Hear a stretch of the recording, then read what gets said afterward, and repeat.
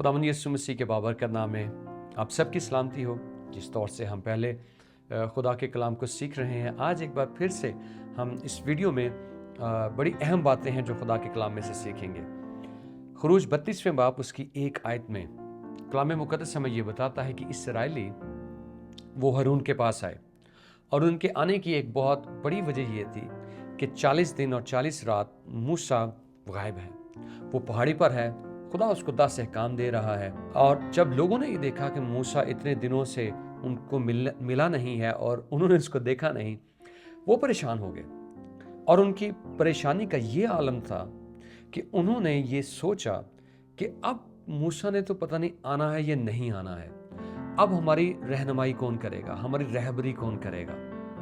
और उनका ख्याल ये था कि उनका रहनुमा खुदा नहीं कोई इंसान है। और उन्होंने हारून से ये कहा कि तू हमारे लिए खुदा बना, क्योंकि वो इर्द गिर्द की कौमों को देखते थे कि उनके खुदा हैं, वो बुतों को खुदा मानते हैं और वो जो चीज़ें उनको नज़र आती हैं वो ये समझते रहे कि ये उनके लिए खुदा है। हमने बुत परस्ती की बात की और मैंने आपको ये बताया था कि बुत परस्ती सिर्फ ये नहीं है कि सिर्फ तराशी मूर्तियाँ आपके सामने रखी जाएं और हम उनको प्रस्तिश करें। बुत हमारे दिलों में भी बहुत सारे हैं। हमारे कारोबार, हमारी नौकरियां, हमारे पैसा, हमारी शोहरत या हमारी परेशानियां, हमारे खौफ, ये भी हमारे बुत बन जाते हैं। हर वक्त हमारा ध्यान इन पर रहता है। सो वो ये चाहते थे कि ना सिर्फ उनके दिलों में ये दूसरे खुदा जो हैं वो हुकूमत करें, उनकी गिरफ्त में उनके दिल रहें, बल्कि उनकी आरज़ू ये थी कि एक ऐसा बुत जो उनको नज़र आए वो उनके सामने हो, जिसकी वो प्रस्तिश करें और वही उनकी रहनुमाई भी करे। ये बड़ा एक अजीब वाक़या है। और किस तौर से खुदा ने जब बनी इसराइल को निकाला था और उन्होंने देखा भी खुदा के जलाल को, लेकिन किस तौर से इंसान खुदा की कुदरत को एकदम से भूल जाता है और उनका फोकस दुनियावी चीज़ें बन जाती हैं, वो चीज़ें जिनको नज़र आती हैं। आपके लिए भी शायद यही हो बाज़-औक़ात, जो चीज़ें आपको नज़र आती हैं, जो लोग जो मुश्किल खड़ी करते हैं, जो मसाइल आपको नज़र आते हैं, आप इतना ज़्यादा उनसे खौफज़दा हो जाते हैं कि आप उनकी प्रस्तिश शुरू कर देते हैं और आप समझते हैं कि यही आपकी ज़िंदगी को चला सकते हैं, या लोग ही देंगे, पैसा देंगे तो शायद आपकी ज़िंदगी चलेगी। आपका इन्हिसार खुदा से हटकर लोगों पर हो जाता है। सो उन्होंने यही हारून से गुजारिश की, उन्होंने कहा कि हमारे लिए तो एक बुत बना, हमारे लिए एक बछड़ा बना, हम जिसकी प्रस्तिश करें। हारून ने एक बड़ा अजीब सवाल उनसे किया और उसने कहा कि जितने भी बालियां तुम्हारी औरतों, तुम्हारी बच्चियों ने पहनी है, वो मेरे पास ले आओ। आपको याद होगा कि जब बनी इसराइली कौम मिस्र से निकले थे तो खुदा ने उनसे ये कहा था कि अपने हमसायों के पास जाओ और उनका सारा जेवर मांग लो, और उन्होंने ऐसा ही किया था। और वो मिस्रियों का ढेरों टनों के हिसाब से जो सोना था वो अपने साथ ले आए थे।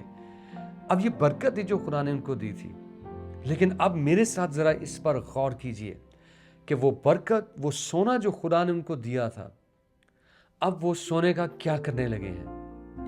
वो हारून के पास आए हैं और उसको कह रहे हैं कि हमारे लिए एक बुत बना, और वो वही सोना लेकर उनके लिए एक बछड़ा बना देता है। ये कितनी अजीब बात है कि जो बरकत खुदा ने दी, वही बरकत उनके लिए एक बहुत बड़ा बुत बन गई जिसकी वो प्रस्तिश करें। खुदा को छोड़कर सोने का बना हुआ बछड़ा और उसकी वो प्रस्तिश शुरू कर दी उन्होंने। ये कितना बड़ा अलमिया है। और मैं आपकी तवज्जो इसकी तरफ मरकूज करना चाहूँगा। खुदा यकीनन आपको बरकत देगा, लेकिन इससे पहले कि वो आपको बरकत दे, वो ये चाहता है कि हमारे दिलों का खतना हो, हम अपने दिलों के अंदर झांकें। मैंने बहुत सारे ऐसे लोग देखे हैं ज़िंदगी में, बहुत सारे लोग मेरी ज़िंदगी में आए हैं और मैंने देखा है जब खुदा उनको बरकत देता है, वो बरकत उनको खुदा से छीन लेती है, या वही बरकत उनको मार डालती है। क्योंकि जब वो बरकत को खुदा से मांगते हैं, उनका फोकस खुदा नहीं होता है, उनका फोकस बरकत होता है।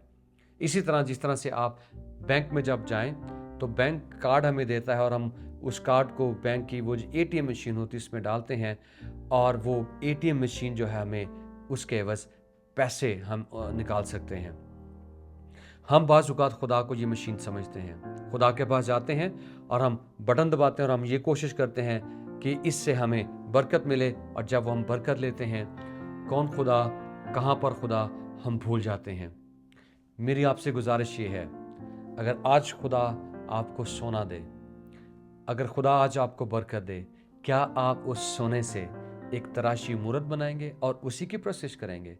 अगर यही काम आपने करना है तो मैं आपको ये बताना चाहूँगा कि बरकत आपको मार डालेगी, और सिर्फ दुनियावी लिहाज से नहीं मार डालेगी, आप अब्दियत के लिए मौत के हवाले किए जाएंगे। सो अजीज़ों, आपको जब खुदा ने बरकत देनी है, अभी से तहैया कर लीजिए कि आपने उस बरकत से बछड़ा नहीं बनाना है, आपने खुदा से दूर नहीं जाना है, बल्कि जब खुदा बरकत दे, वो सारी बरकतें उसके कदमों में ले आइए और आपकी ज़िंदगी से जलाल खुदा के नाम को मिलना चाहिए। मेरा ईमान है खुदा बहुत जल्द आपको इस गुलामी से आज़ाद करने को है। खुदा आपको बरकत देगा और बरकत पर बरकत देगा। आप जिस काम को हाथ लगाएंगे, खुदा उस काम को बरकत देगा, लेकिन आप उस बरकत से क्या करेंगे, यही वो सवाल है जो मैं आपके साथ छोड़े जाना चाहता हूँ।